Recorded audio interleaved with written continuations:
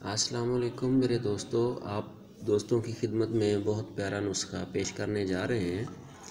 कुनरग Arkel निसा, लंगड़ी का दर्द भी कहते हैं इसको। ये पूरी टांग का दर्द होता है, कुल्ले से शुरू होकर पाँव तक जाता है। मरीज़ बहुत परेशान हो जाता है।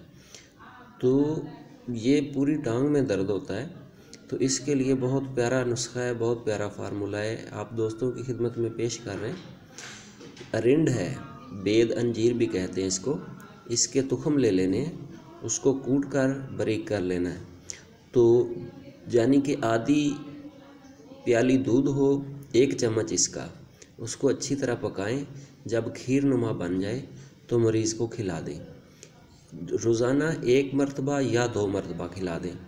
3 से 4 दिन के अंदर अंदर अल्हम्दुलिल्लाह मरीज़ बिल्कुल सेहतयाब हो जाएगा, तंदुरुस्त हो जाएगा और इंशाल्लाह उसको दोबारा ये दर्द भी नहीं होगा। ये बहुत कामयाब आजमाया हुआ नुस्खा है।